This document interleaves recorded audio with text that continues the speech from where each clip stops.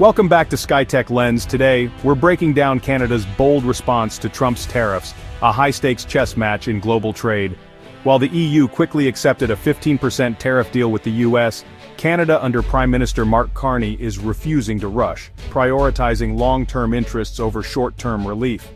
Ottawa is holding firm, signaling to Washington that Canada won't be bullied by unpredictable threats. This isn't just about tariffs. It's about shaping the future of North American trade. We'll unpack the economic pressures, political maneuvering, and the endgame Ottawa is aiming for. What looks like delay might just be Canada's most strategic move yet. The EU's quick tariff deal with Trump brought short-term stability, offering a temporary sense of relief for European industries and policymakers. But for Canada, it served as a cautionary tale, a reminder that hasty agreements can come at a long-term cost. Carney's government is playing the long game, refusing to legitimize U.S. tariff tactics and signaling a new era of strategic patience. Agreeing now would weaken Canada's hand for the crucial 2026 USMCA review, when the rules of North American trade will be up for renegotiation. Instead, Ottawa is betting on economic resilience and the deeply integrated North American supply chain as powerful leverage in negotiations. Tariffs hurt both sides. U.S. industries reliant on Canadian imports are now lobbying Washington, warning of job losses and rising costs. This is economic jujitsu. Canada's patience forces the U.S. to feel its own pain, turning pressure back on Washington. The approach is assertive, public, and willing to endure discomfort to protect national interests, even if it means short-term sacrifices.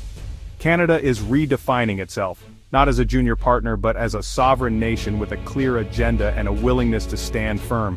The gamble, patience now for a stronger position later, even as the clock ticks and pressure mounts. It's a high-wire act demanding balance and nerve, but one that could pay off big in the long run. Ottawa's message is clear. Canada's economic sovereignty is not up for grabs no matter the external pressure. The world is watching to see if this bold gambit will succeed and what it might mean for global trade dynamics. Is this staying the course or shifting gears? In truth, it's both, a blend of steadfastness and adaptation.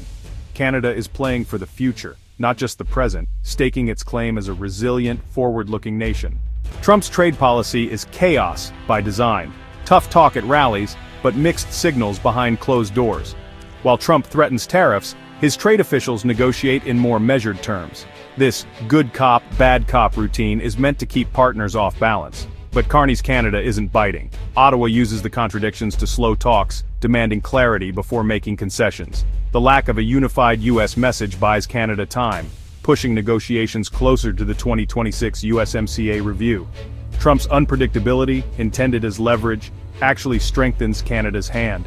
Carney frames patience as prudence, not weakness. The mixed signals from Washington are Canada's best defense.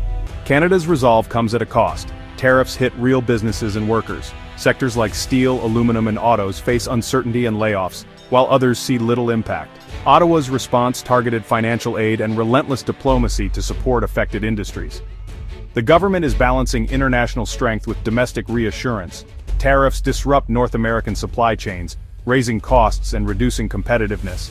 The Bank of Canada must weigh trade uncertainty in every policy decision. The longer the standoff, the deeper the economic stress. Carney's bet short-term pain for long-term gain. The economy's resilience is being tested, but the government believes it can hold. The stakes are high, livelihoods and national strategy are on the line. The chassis is holding, but every new threat adds pressure. Can Canada absorb the blows until the real fight in 2026? That's the ultimate test. While Ottawa plays the long game, provinces are taking action, unwilling to wait for federal solutions that may come too late for their local economies. Premiers, facing local job losses and mounting pressure from their constituents, are bypassing Ottawa to lobby U.S. governors and industry groups directly, forging their own paths to protect regional interests.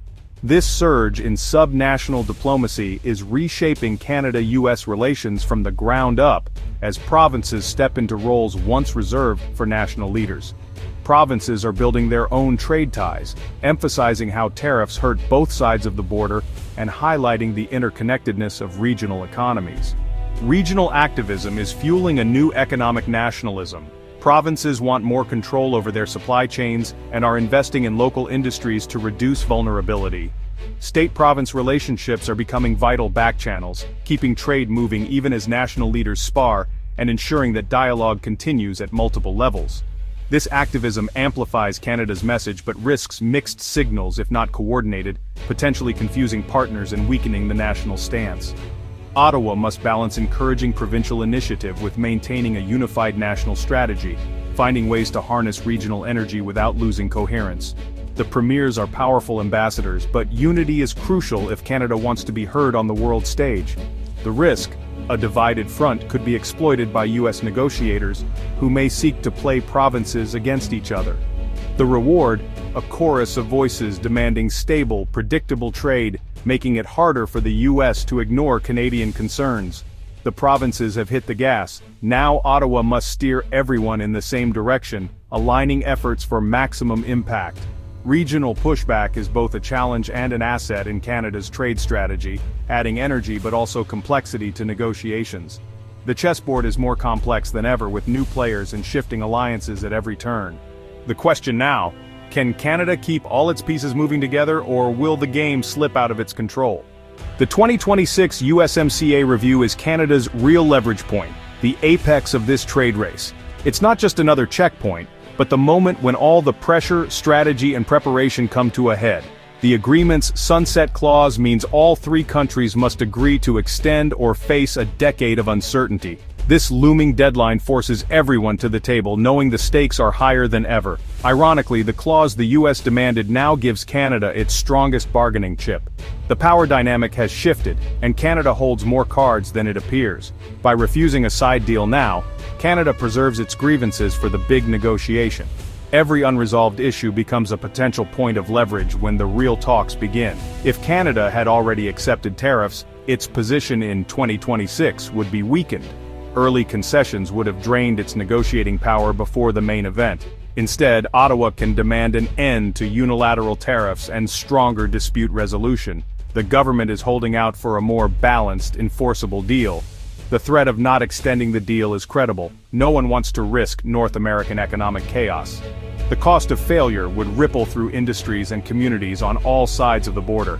Every day Canada holds firm, it adds to its negotiating capital.